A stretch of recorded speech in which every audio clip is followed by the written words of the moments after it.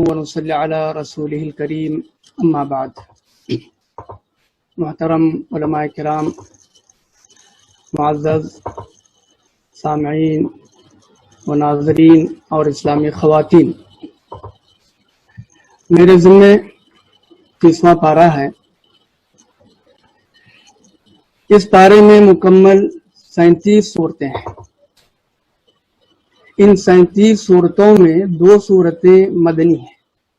سورۃ البینہ اور سورۃ النصر اذا جاء نصر اللہ والفتح۔ 2 صورتوں میں اختلاف ہے، سورۃ القدر اور سورۃ الزلزلہ۔ ان 2 صورتوں کے متعلق بعض نے کہا کہ مکی ہیں، بعض نے کہا یہ مدنی ہے۔ اس کے علاوہ بقیہ جتنی صورتیں ہیں، 33 صورتیں، ساری کی ساری صورتیں مکی ہیں۔ اور ہم جانتے ہیں کہ مکی صورتوں میں جو اصل موضوع ہوتا ہے، مرکزی موضوع ہوتا ہے، وہ ہوتا ہے توحید، رسالت اور آخرت۔ توحید کہتے ہیں تو اس کی تینوں قسمیں اس میں شامل ہو جاتی ہیں، اس کی ضد شرک اور اس کی قسمیں شامل ہو جاتی ہیں۔ رسالت کہتے ہیں تو اللہ کے رسول پر ایمان، آپ کی تصدیق، آپ کی اطاعت، آپ کی تعلیمات کی پیروی، یہ سب چیزیں شامل ہیں۔ اور جب آخرت کہتے ہیں تو آخرت میں عالم برزخ، قبر کی زندگی بھی شامل ہے، قیامت کی ہولناکیاں بھی شامل ہیں۔ اس میں بعث بعد الموت، دوبارہ اٹھایا جانا، حشر اور نشر کا ہونا، حساب و کتاب، میزان اور پل صراط، جنت اور اس کی نعمتیں، جہنم اور اس کے عذابات، ساری چیزیں آخرت میں شامل ہیں۔ لہذا ان 37 صورتوں میں سے 15 صورتیں ایسی ہیں جن میں آخرت کا تذکرہ ہے۔ سورۃ النبأ، النازعات، عبس، التکویر، الانفطار، المطففین، الانشقاق، البروج، الغاشیہ، الفجر، اور اس کے علاوہ اللیل اور البینہ، الزلزلہ، القارعہ، الہمزہ۔ ان میں آخرت کا تذکرہ ہے۔ ان صورتوں میں خاص طور پر 3 صورتیں ہیں جن کے متعلق رسول اکرم صلی اللہ علیہ وسلم کا فرمان ہے کہ اگر تم آخرت کو، قیامت کو اپنی آنکھوں سے دیکھنا چاہتے ہو، اس کا مشاہدہ کرنا چاہتے ہو، تو سورۃ التکویر، سورۃ الانشقاق اور سورۃ الانفطار اس کو پڑھو، کیونکہ قیامت کی جو منظر کشی کی گئی ہے، جو اس کا خاکہ اس میں کھینچا گیا ہے، یہ ان صورتوں میں ہے۔ تو قیامت کی جو ہولناکیاں ہوں گی، مختصر میں اس کا خاکہ پیش کرتے ہوئے اس کے بعد ہر صورت میں سے جتنی توفیق ہو، جتنا وقت ساتھ دے، 1-2 آیتوں پر مختصر گفتگو کرتے ہوئے یا اشارہ کرتے ہوئے انشاءاللہ میں آگے بڑھوں گا۔ جب قیامت واقع ہوگی تو اللہ تعالیٰ فرماتے ہیں کہ اس وقت سورج کو لپیٹ دیا جائے گا، یہ سورج بے نور ہو جائے گا، لپیٹ دیا جائے گا، اس کی حرارت، اس کی تپش، اس کی روشنی سب ختم ہو جائے گی، اس کا وجود ہی ختم ہے۔ اور یہ جو ستارے ہیں، یہ ستارے بے نور ہو جائیں گے، ستارے گر جائیں گے، آسمان پر ان کا وجود نہیں ہوگا۔ اور یہ جو پہاڑ ہیں جو زمین کے لیے میخوں کا کام کر رہے ہیں، ان کو ریزہ ریزہ کر دیا جائے گا۔ یہ پہاڑ دھنکی ہوئی روئی کی مانند، غباروں کی مانند اڑیں گے، ان کو چلایا جائے گا، یہ سراب کی طرح ہو جائیں گے، ان کا وجود ختم ہو جائے گا۔ اور جو بھی وحشی جانور ہیں، یہ تمام اس دن کی وحشت سے، خوف سے، جہاں وہ پناہ لیتے تھے جنگلوں میں، اس سے وہ بھاگ نکلیں گے آبادیوں کی طرف اور جمع ہو جائیں گے، انسانی آبادیوں میں جمع ہو جائیں گے۔ اور اس وقت یہ جو سمندر ہے، یہ سمندر، اس میں آگ بھڑکے گی، تمام سمندر کا پانی ایک سمندر میں جمع ہوگا اور پھر آگ بھڑکے گی۔ اور یہ جو زمین ہے، زمین میں عظیم بھونچال آئے گا، عظیم زلزلہ آئے گا،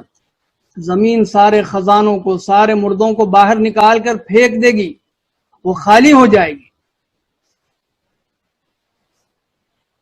قیامت سورہ تکویر میں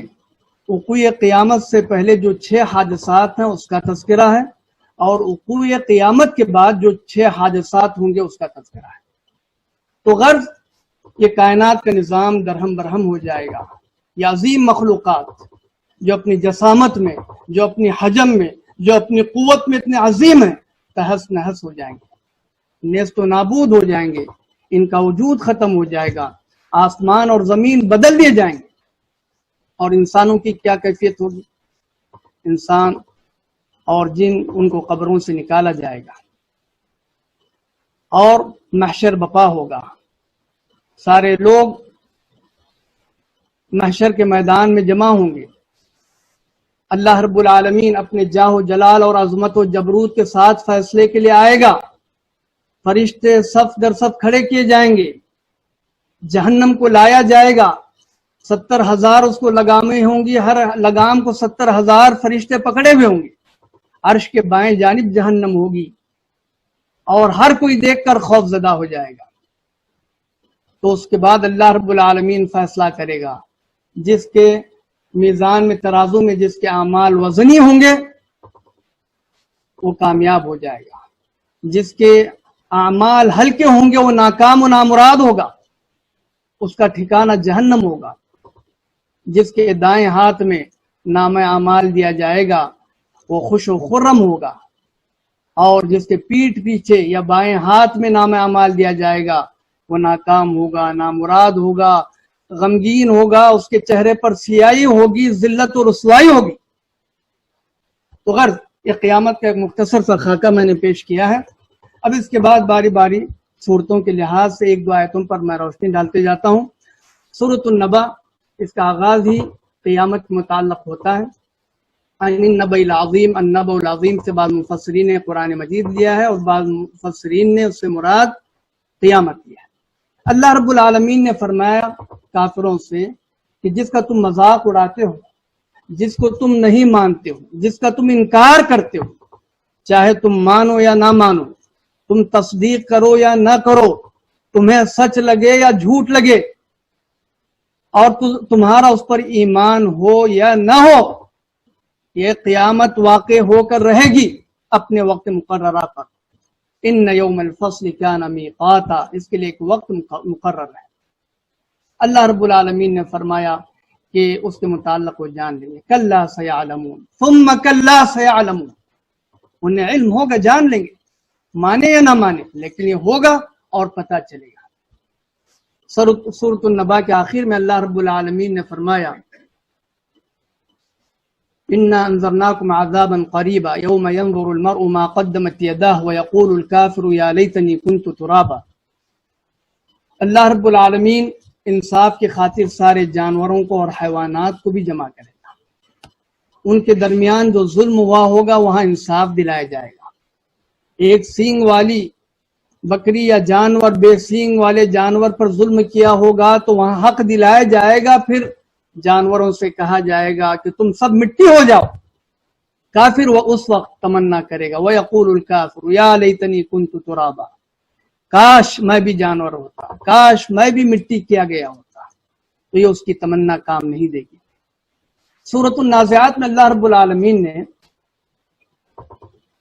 جو جنت کے مستحق ہیں اور کون جہنم کے مستحق ہیں ان کے متعلق مختصراً بیان فرمایا، فَأَمَّا مَنْ طَغَى وَآثَرَ الْحَيَاةَ الدُّنْيَا فَإِنَّ الْجَحِيمَ هِيَ الْمَأْوَىٰ، جو سرکشی کیا ہوگا، کفر و معصیت میں حد سے زیادہ بڑا ہوگا، اور دنیاوی زندگی کو ترجیح دیا ہوگا، آخرت کو بھول گیا ہوگا، اس کی تیاری نہیں ہوگی، تو جہنم ان کا ٹھکانہ ہوگا۔ اور جو اللہ رب العالمین کی بارگاہ میں کھڑے ہونے سے خوف کھاتا ہے، اس کے لیے تیاری کرتا ہے، اپنے نفس کو خواہشات سے روکتا ہے،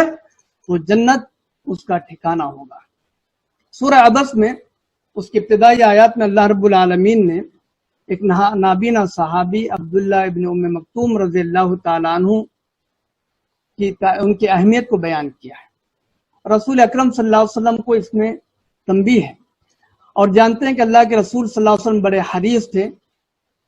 کہ لوگوں کو اسلام کی جانب دعوت دیں، اور خاص طور پر یہ سردار جو تھے کہ کفار قریش کے جو بڑے بڑے لوگ تھے، آپ چاہتے تھے کہ وہ اسلام قبول کریں تو ان کی وجہ سے بہت سارے لوگ اسلام میں داخل ہوں۔ آپ ایک مرتبہ ایسے ہی ان کو سمجھا رہے تھے، ابن ام مکتوم رضی اللہ تعالیٰ نابینا تھے، آپ موقع محل کو نہیں جانتے تھے، آپ حاضر ہوئے، اللہ کے رسول صلی اللہ علیہ وسلم کو یہ بات پوری ناگوار گزری، آپ نے کچھ بے رخی اختیار کی، تو اللہ کے رسول اس وقت یہ آیات نازل ہوئی اور تنبیہ کی گئی۔ آپ سے فرمایا گیا کہ کلا انہا تذکرہ فمن شاء ذکرہ،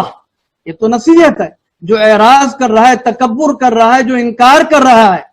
اس کی آپ کو فکر نہیں ہونی چاہیے، اتنے زیادہ اس کی جانب متوجہ نہ ہو، جو آپ کی جانب آیا ہے اس کی طرف توجہ دیں اور اس کو اہمیت دیں۔ تو ہر داعی کو یہی ہونا چاہیے، جو بھی داعی ہیں وہ بڑے اور چھوٹوں میں فرق نہ کرے، صاحب حیثیت اور غیر حیثیت میں فرق نہ کرے، عورت ہو، مرد ہو، بچے ہوں، بوڑھے ہوں، کالے ہوں، گورے ہوں، آزاد ہوں، غلام ہوں، کوئی بھی ہوں، دعوت کا جہاں معاملہ آئے گا، دین کا جہاں معاملہ آئے گا، وہاں کوئی تفریق نہیں ہوگی۔ اللہ کے رسول صلی اللہ علیہ وسلم کو اس یہاں پر تنبیہ کی گئی۔ پھر جیسے کہ میں نے سورہ تکویر، انشقاق اور انفطار کے متعلق بتایا کہ اس میں قیامت کی منظر کشی کی گئی ہے۔ سورۃ المطففین میں اس کی ابتدائی آیات میں ان لوگوں کے لیے ویل، بربادی اور تباہی کا تذکرہ کیا گیا جو ناپ تول میں کمی کرتے ہیں، جو لیتے وقت تو پورا لیتے ہیں اور دیتے وقت گھٹا کر دیتے ہیں، دھوکہ دیتے ہیں، ناحق کھاتے ہیں، ظلم کرتے ہیں، تو ان کے لیے وعید ہے، بربادی ہے، جہنم ہے، عذاب ہے، کہ بہت بڑی اخلاقی بیماری ہے، جرم ہے۔ اور قوم شعیب کا جو تذکرہ ہوا کفر و شرک کے ساتھ، خاص طور پر ان میں یہ وصف پایا جاتا تھا، اور ان پر 3 عذابات نازل کیے گئے۔ اللہ کے رسول صلی اللہ علیہ وسلم نے فرمایا کہ اگر کوئی قوم، کوئی فرد اس طرح کی معصیت میں یا اس طرح کا فعل، اس طرح کی حرکت کرتا ہو، یا جی کسی معاشرے اور قوم میں چیزیں پائی جاتی ہوں، تو وہاں قحط سالی کا شکار ہو جاتے ہیں، ان کے حکمرانوں کا ظلم ان پر ہوتا ہے۔ اور آج ہم دیکھتے ہیں کتنی دغا بازیاں ہیں، کتنا فراڈ ہے اور کتنا دھوکہ ہے، کتنی ناپ تول میں کمی ہے، کتنا جھوٹ سے کام لیا جاتا ہے، یہ ساری چیزیں آیا ہے۔ پھر اس کے بعد سورۃ البروج ہے۔ سورۃ البروج میں جیسا کہ جانتے ہیں کہ اصحاب اخدود کا واقعہ بیان کیا گیا ہے، کہ واقعہ طویل بھی ہے، معروف و مشہور بھی ہے، کہ پرانے زمانے میں ایک بادشاہ تھا، اس کا خاص جادوگر اور کاہن تھا، اس نے کہا تھا کہ میرے پاس میرے موت کا وقت قریب آ چکا ہے، بہت بوڑھا ہو چکا ہوں، میں چاہتا ہوں کہ یہ علم کسی کو سکھاؤں۔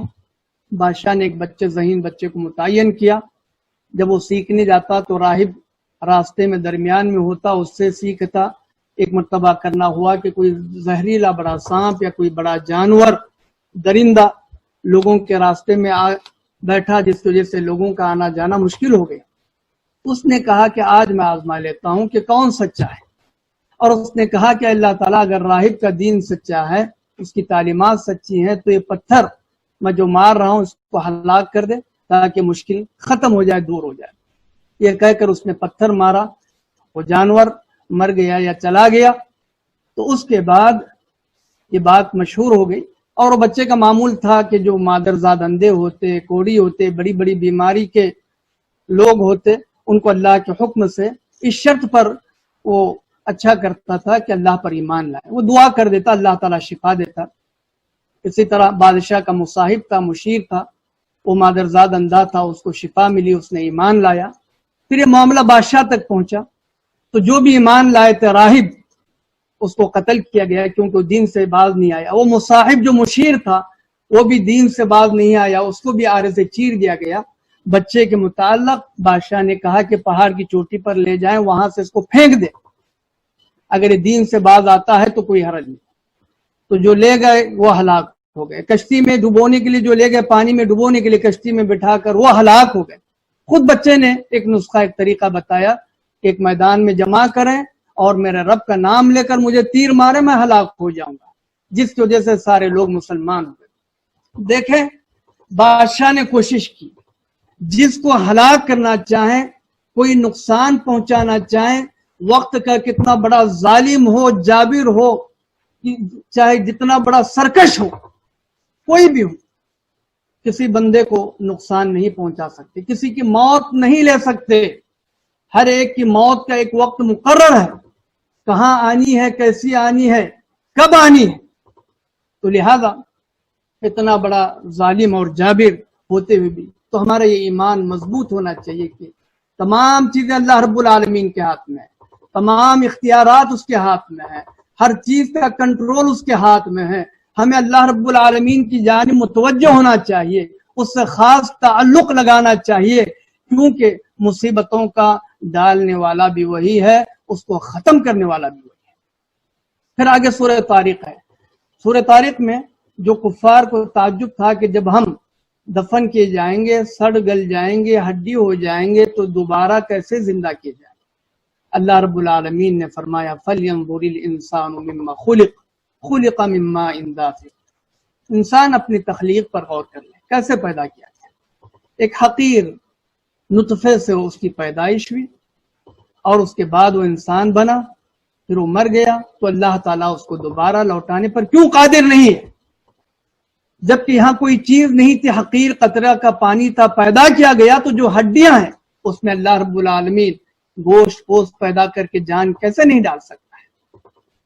پھر سورۃ الاعلیٰ میں اللہ رب العالمین نے فرمایا کہ کامیاب کون ہے؟ قد افلح من تزکا۔ کامیابی مال و دولت میں، جاہ و حشمت میں، عہدہ و منصب میں، ریا و نمود میں، شہرت میں، کسی اور چیز میں نہیں، تزکیے میں ہے۔ دل کو پاک اور صاف کریں، اللہ کا ذکر کریں، نماز پڑھیں، اللہ سے لو لگائیں، آخرت کی فکر ہو، اس میں کامیابی ہے۔ اور جس کو دنیا میں کامیابی سمجھا جاتا ہے وہ سراب ہے، وہ حقیقی کامیابی نہیں، وقتی طور پر آدمی کو کچھ خوشی حاصل ہو سکتی۔ سورۃ الغاشیہ میں اللہ رب العالمین نے فرمایا عاملۃ ناصبہ۔ دیکھیں، کوشش اور محنت سے پہلے منزل کا تعین ہونا چاہیے۔ ایک آدمی محنت کر رہا ہے، کوشش کر رہا ہے، بہت دوڑ دھوپ کر رہا ہے، لیکن منزل کا تعین نہیں ہے تو اس کا کوئی فائدہ نہیں ہے۔ آدمی اپنے آپ کو تھکا رہا ہے، اس کی صلاحیتیں، اس کی قابلیتیں اور اس کی قوت ضائع اور برباد ہو رہی ہے۔ تو عاملۃ ناصبہ، قیامت کے دن لوگ ایسے ہوں گے جنہوں نے بہت کچھ عمل کیا ہوگا، اپنے آپ کو تھکایا ہوگا، لیکن انہیں کوئی فائدہ نہیں دے۔ جیسے کہ اللہ رب العالمین نے سورہ کہف میں فرمایا قل هل ننبئکم بالاخسرین اعمالا، کیا ہم تمہیں بتائیں کہ عمل میں گھاٹا اٹھانے والے کون ہیں؟ الذین ضل سعیهم فی الحیاۃ الدنیا وهم یحسبون انہم یحسنون صنعا، جن کی دنیاوی زندگی میں کوششیں رائے گاں ہو گئی، بیکار ہو گئی، اور وہ سمجھتے رہے کہ بہت اچھا کام کر رہے ہیں۔ تو مقصد اور منزل کا تعین ہو، اور جو چیزیں اللہ رب العالمین کو پسند ہے وہی عمل اللہ رب العالمین کو پاس قابل قبول ہوگا، اور وہی عمل فائدہ مند ہوگا۔ پھر آگے سورۃ الفجر ہے۔ سورۃ الفجر میں اللہ رب العالمین نے فرمایا ان ربک لبالمرصاد۔ آدمی یہ نہ سوچے کہ اللہ رب العالمین نے کائنات کو بنا دیا ہے اور اس کے بعد اللہ تعالیٰ اس سے غافل ہو گیا ہے۔ انسان مخلوقات جو چاہیں کریں، من مانی کریں، کوئی پوچھنے والا نہیں، ایسی بات نہیں ہے۔ ان ربک لبالمرصاد، آپ کا رب دھات میں ہے، نگرانی کر رہا ہے، دیکھ رہا ہے، اچھے برے سب کا اس کو پتا ہے۔ پھر آگے اللہ رب العالمین نے فرمایا کہ امیری اور غریبی، فقر و فاقہ اور دولت دونوں بطور آزمائش ہیں۔ اللہ رب العالمین اپنوں کو بھی آزماتا ہے، دوسروں کو بھی۔ اگر کسی کو مال و دولت زیادہ مل گیا ہے تو وہ یہ نہ سمجھے کہ اس پر اللہ رب العالمین کا انعام و اکرام ہے، اور اگر کوئی مصیبتوں اور پریشانیوں میں مبتلا ہے تو وہ یہ نہ سمجھیں کہ اللہ رب العالمین اس سے ناراض ہے یا اللہ رب العالمین نے اس کو ذلیل کر دیا۔ فَأَمَّا الْإِنسَانُ إِذَا مَا ابْتَلَاهُ رَبُّهُ فَأَكْرَمَهُ وَنَعَّمَهُ فَيَقُولُ رَبِّي أَكْرَمَنِ وَأَمَّا إِذَا مَا ابْتَلَاهُ فَقَدَرَ عَلَيْهِ رِزْقَهُ فَيَقُولُ رَبِّي أَهَانَنِ، تو اس وقت کہتا ہے کہ میرے رب نے مجھے رسوا کیا، مجھے ذلیل کر دیا۔ پھر آگے سورۃ البلد ہے۔ دیکھیں، انسان ہر چیز کی بلندی پر جانا چاہتا ہے، چوٹی پر پہنچنا چاہتا ہے، سب سے اونچا مقام چاہتا ہے۔ تو سورۃ البلد میں اللہ رب العالمین نے فرمایا کہ تمہیں نیکیوں کی چوٹی اور بلندی پر پہنچنا ہے، یہ رقبہ ہے۔ اللہ رب العالمین نے فرمایا فَلَقْتَحَمَ الْعَقَبَةَ وَمَا أَدْرَاكَ مَا الْعَقَبَةُ، یہ جو دشوار گزار گھاٹی پہ چلنا ہے وہ یہ ہے کہ غلام کو آزاد کریں، لوگوں کو چاہے رشتہ دار ہوں، اجنبی ہوں، جو مسکین ہیں انہیں کھانا کھلائیں۔ تو لہذا نیکیوں کی بلندی کو حاصل کرنا ہے۔ پھر سورۃ الشمس ہے، سورۃ الشمس میں بھی اللہ رب العالمین نے کئی چیزوں کی قسمیں کھا کے فرمایا کہ وہی شخص کامیاب ہوگا جو اپنے نفس کا تزکیہ کیا ہوگا، اور وہ شخص ناکام و نامراد ہوگا، برباد ہوگا، خسارے میں ہوگا جو نفس کی تابعداری کرے گا۔ پھر سورۃ اللیل میں اللہ رب العالمین نے ان لوگوں کا تذکرہ کیا ہے یا وہ اصول بیان کیے ہیں کہ آسان زندگی اور مشکل زندگی یا تنگ زندگی کے اصول کیا ہیں بیان کیا اللہ رب العالمین نے فرمایا فَأَمَّا مَنْ أَعْطَى وَاتَّقَى وَصَدَّقَ بِالْحُسْنَى فَسَنُيَسِّرُهُ لِلْيُسْرَى، جو شخص اللہ رب العالمین کی راہ میں مال کو خرچ کرتا ہے اور تقوی اختیار کرتا ہے، پرہیزگاری کو اپناتا ہے، حرام چیزوں سے بچتا ہے، اور وصدق بالحسنى، اچھائی کی تصدیق کرتا ہے، تو اللہ رب العالمین اس کے لیے راہ کو آسان کرتے ہیں۔ اس کے برخلاف جو بخیلی کرے گا، بے نیازی اپنائے گا اور اچھائی اور بھلائی کو جھٹلائے گا تو اس کے لیے مشکل کی راہ آسان کر دی جاتی ہے۔ پھر اللہ رب العالمین نے سورۃ الضحیٰ میں اللہ کے رسول صلی اللہ علیہ وسلم پر جو عظیم 3 نعمتیں ہیں اس کو بیان کیا کہ اللہ رب العالمین نے آپ کو یتیم پایا تو اللہ رب العالمین نے سہارا دیا، اور اللہ رب العالمین نے آپ کو یعنی راستے بھولا ہوا راستہ والا پایا تو اللہ رب العالمین نے آپ کی رہنمائی کی۔ وَوَجَدَكَ ضَالًّا فَهَدَىٰ وَوَجَدَكَ عَائِلًا فَأَغْنَىٰ، اور اللہ رب العالمین نے آپ کو محتاج بنایا تو ہر ایک سے بے نیاز کر دیا، آپ کے دل میں قناعت پیدا کر دی۔ وَوَجَدَكَ عَائِلًا فَأَغْنَىٰ، اور اسی طرح آگے کی صورت میں اللہ رب العالمین نے سورۃ الشرح میں اللہ رب العالمین نے جو 3 عظیم احسانات کیے ہیں اس کا تذکرہ کیا ہے۔ اللہ رب العالمین نے شرح صدر کا ذکر کیا کہ آپ کے سینے کو اللہ رب العالمین نے کھول دیا ہے، فراخ کر دیا ہے کہ حق کو آپ سمجھیں، حق آپ کے اندر سما جائے، اور اس میں شق صدر بھی 2 مرتبہ جو ہوا سینہ چاک کیا گیا وہ بھی اس میں شامل ہے۔ اللہ رب العالمین نے نبوت اور رسالت کا جو عظیم بوجھ تھا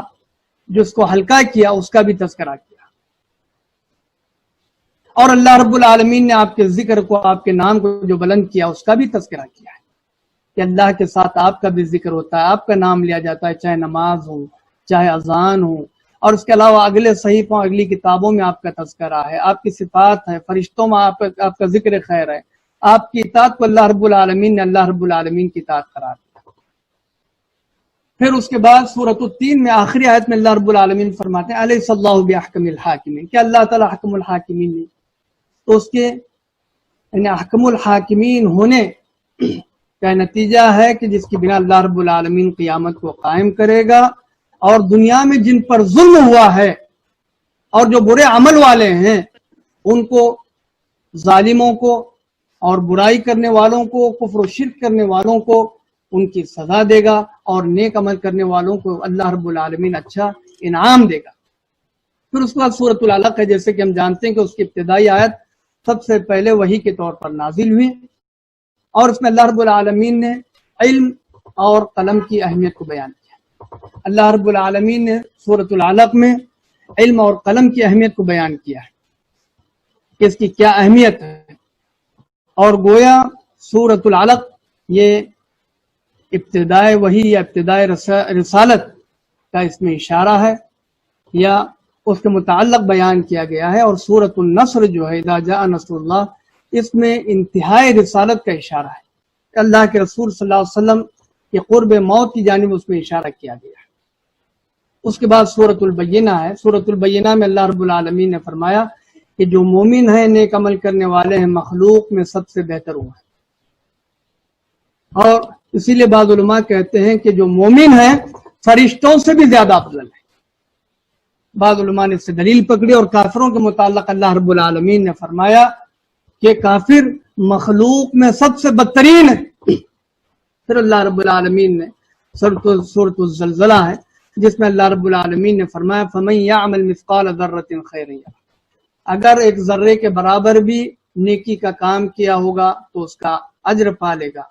اگر ذرے کے برابر برائی کیا ہوگا تو اس کا اجر پا لے گا۔ سورۃ العادیات میں گھوڑے اور انسان کا تقابل کیا گیا،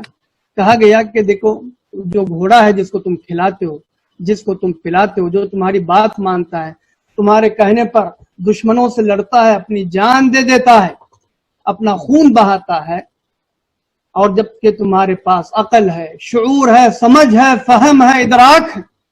اور تم ساری نعمتیں اللہ رب العالمین کی استعمال کرتے ہو، اس کے باوجود اللہ رب العالمین کا شکر نہیں بجا لاتے اور اللہ رب العالمین کی بات کو نہیں مانتے، اس کی رضامندی کو اختیار نہیں کرتے۔ سورۃ القاریہ میں بیان کیا گیا کہ جس کے نام اعمال وزنی ہوں گے اس کا ٹھکانہ اچھا ہوگا، اور جس کا نام اعمال یعنی وزن ترازو میں ہلکے ہوں گے اس کا ٹھکانہ جہنم ہوگا۔ پھر سورۃ التکاثر کا ذکر ہے جس میں کثرت کی جو چاہت ہے، اور یہاں تک کہ آدمی تفاخر یعنی فخر کی خاطر، ریا و نمود کی خاطر جو کثرت کو چاہتا ہے پھر مر جاتا ہے، آخرت کے لیے تیاری نہیں کرتا ہے، ان کے متعلق اللہ رب العالمین نے فرمایا کہ انہیں عن قریب اس کا علم ہو جائے گا۔ پھر سورۃ العصر میں خسارے سے بچنے کے اصول بیان کیے گئے، جس میں امام شافعی رحمۃ اللہ علیہ نے فرمایا کہ اگر اللہ رب العالمین سارے قرآن مجید کو نازل نہ کرتا، صرف اس سورت کو نازل کرتا، تو ان کی ہدایت کے لیے چیز کافی ہوتی۔ اس میں خسارے سے بچنے کے اصول بیان کیے گئے کہ ایمان ہے، عمل صالح ہے، تواصی بالحق، حق کی وصیت اور صبر کی وصیت اور نصیحت کرنا ہے۔ سورۃ الہمزہ میں ان لوگوں کی مذمت بیان کی گئی، وعید سنائی گئی جو غیبت کرتے ہیں، جو عیبوں کو تلاش کرتے ہیں۔ ایک تعجب کی بات ہے کہ قیامت کے دن جن سے حد سے زیادہ محبت ہوگی، چاہے ان کے اولاد ہوں، اس کے اپنے ماں باپ ہوں، بھائی بہن ہو، آدمی ان سے بھاگے گا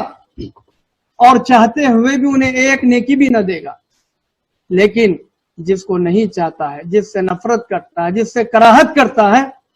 نہ چاہتے ہوئے بھی اس کی نیکیاں اس کے کھاتے میں جمع ہوں، کیونکہ اس نے ان کی غیبت کی ہوگی۔ وَيْلٌ لِكُلِّ هُمَزَةٍ لُمَزَةٍ الَّذِي جَمَعَ مَالًا وَعَدَّدَهُ۔ پھر سورۃ الفیل ہے کہ اللہ رب العالمین نے کس طرح ہاتھی والوں سے، ابرہہ سے اپنے گھر کی حفاظت کی۔ پھر سورۃ القریش میں اللہ رب العالمین نے قریشیوں پر جو عظیم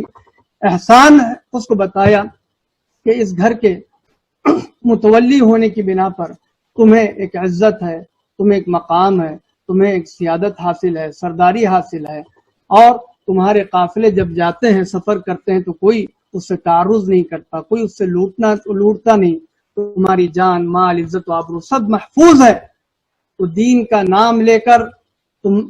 تمہارے لیے یہ اعلیٰ مقام حاصل ہوا ہے، تو اللہ رب العالمین نے فرمایا فَلْيَعْبُدُوا رَبَّ هَذَا الْبَيْتِ، یہ بیت اللہ، یہ جو گھر ہے اس کے رب کی تم عبادت کرنی چاہیے، اللہ رب العالمین کی جانب رجوع کرنا چاہیے۔ پھر سورۃ الماعون ہے، اس میں جو قیامت کو جھٹلاتے ہیں ان کی نشانیاں بھی بیان فرمائی گئی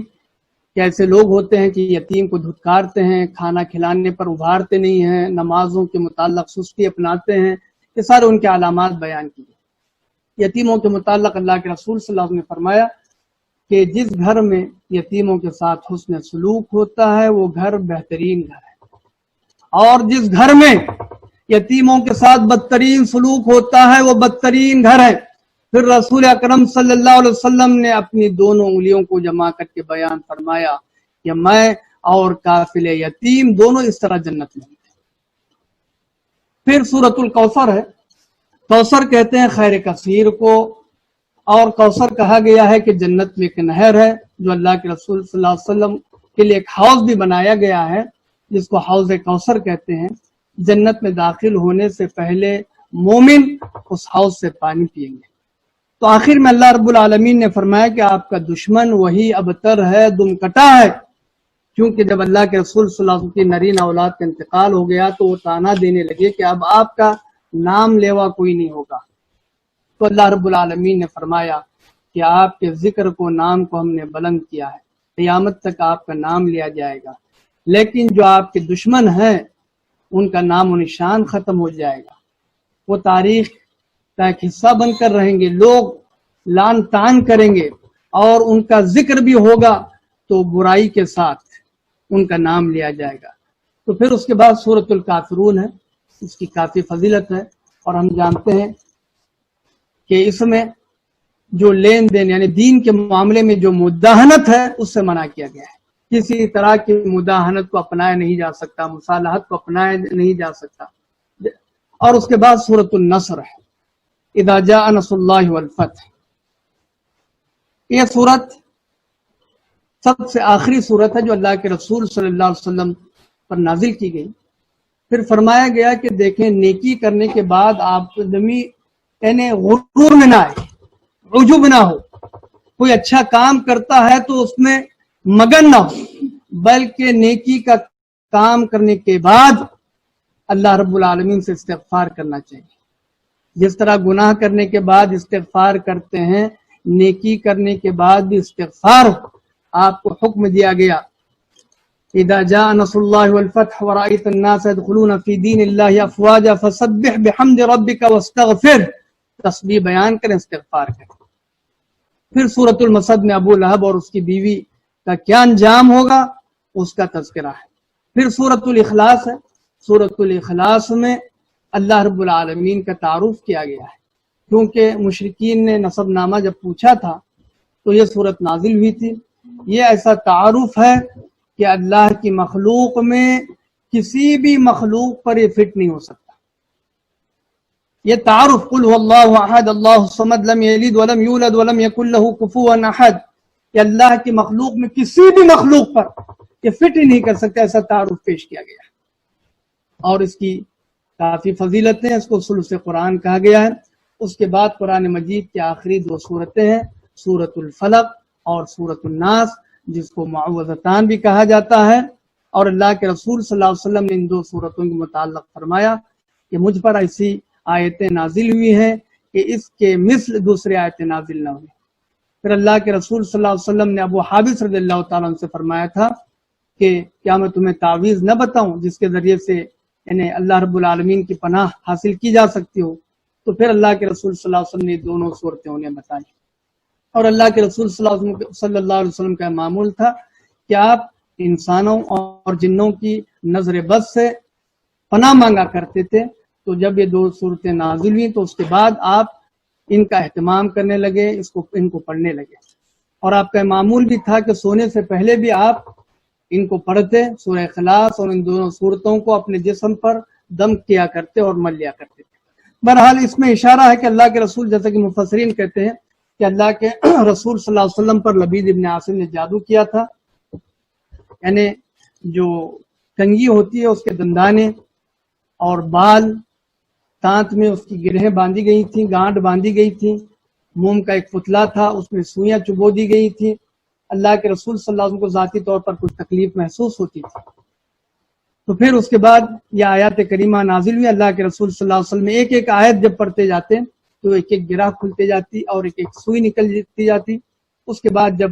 ساری آیتوں کو آپ نے 11 آیتوں کو پڑھ لیا تو ساری گرہیں بھی کھل گئیں، ساری سوئیاں نکل گئیں۔ اللہ کے رسول صلی اللہ علیہ وسلم اس طرح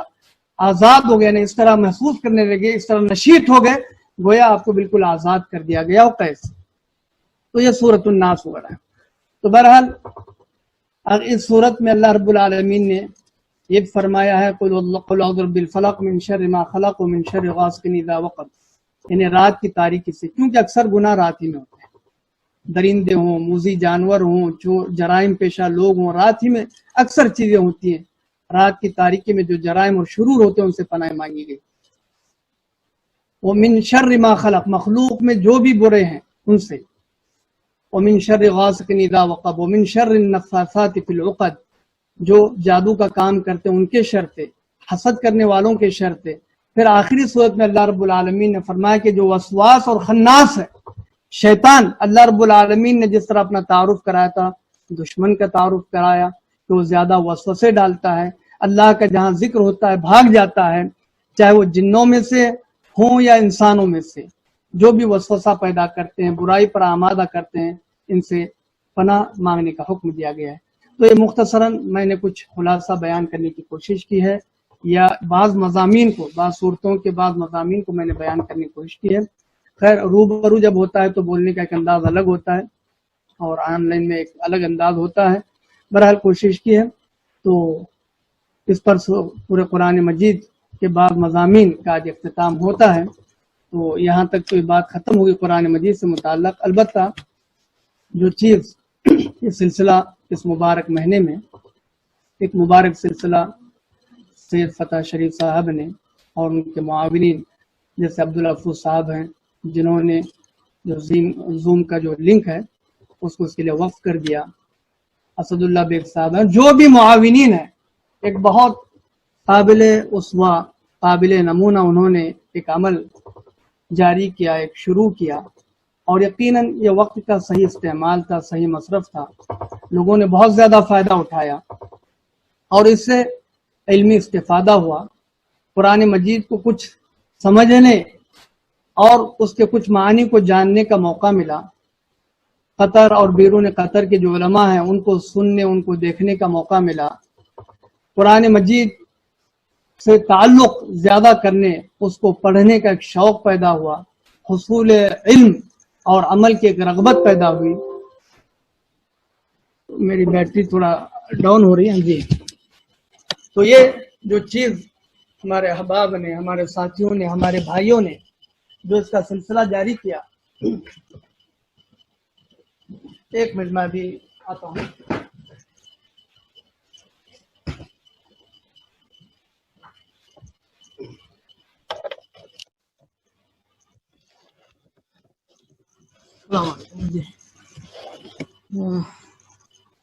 تو یہ جو مبارک جو سلسلہ ہے، ان کی جو کوششیں، ان کی جو خدمات ہیں، یقیناً یہ قابل تعریف ہیں، اور یقیناً اس پر ہم ان کا شکریہ ادا کرتے ہیں اور اللہ رب العالمین سے دعا کرتے ہیں کہ اللہ رب العالمین ہمارے ان بھائیوں کی جو کوششیں ہیں، جو خدمات ہیں، اللہ رب العالمین انہیں قبول فرمائے، اللہ رب العالمین اس کا بہترین صلہ اور اجر انہیں عطا فرمائے، اور اس عمل کو اللہ رب العالمین ان کے میزان حسنات میں اضافے کا باعث اور ذریعہ بنائے، اور انہیں ہمت اور جذبہ عطا فرمائے۔ یہ سلسلہ جاری ہے، اور جیسے کہ اعلانات سے بھی پتہ چل رہا ہے کہ رمضان کے بعد بھی ان کا غالباً یہ ارادہ ہے، یہ کوششیں ہیں کہ اس طرح علمی دروس ہوتے رہیں، لوگ فائدہ اٹھاتے رہیں، اور مقصد یہی نہیں ہے کہ بس معلومات میں ہم اضافہ کریں، زیادتی کریں، زیادہ علم حاصل کریں، یہ اصل مقصد نہیں ہونا چاہیے، بلکہ جو علم حاصل کرتے ہیں اس پر عمل کی مکمل کوشش ہونی چاہیے، حسب استطاعت عمل۔ اہم چیز یہی ہے۔ جس قرآن مجید کے حوالے سے یہ پورا رمضان کا مہینہ اس کے مضامین کو جاننے کی کوشش کی گئی، جیسے کہ میں نے اس سے پہلے کے درس میں بھی کہا تھا کہ اصل مقصد نزول قرآن کا، تدبر قرآن، اس پر عمل ہے، اور یہ دستور حیات ہے، تو لہذا صرف سننا سنانا یہ اصل مقصد نہ ہو، بلکہ اصل مقصد یہ ہو کہ عمل کی کوشش کریں۔ تو اللہ رب العالمین سے دعا کرتا ہوں کہ انہوں نے بہت زیادہ محنتیں کی، کوششیں کی، اللہ رب العالمین ان کے ان کوششوں کو، ان کے اعمال کو، ان کے خدمات کو، دوڑ دھوپ کو اللہ رب العالمین قبول فرمائے، ان کے وقت میں برکت دے، اور ان کے علم اور عمل میں برکت دے، اور اسی طرح ہم تمام کی عبادتوں کو قبول فرمائے۔ رب العالمین جب تک ہمیں اس دنیا میں رکھیں، اسلام و ایمان کی حالت میں رکھیں، جب ہمارا دنیا سے خاتمہ ہو تو اسلام و ایمان کی حالت میں ہو۔ آمین وآخر دعوانا ان الحمد للہ رب العالمین وصلی اللہ علی النبی الکریم۔ جزاکم اللہ خیرا۔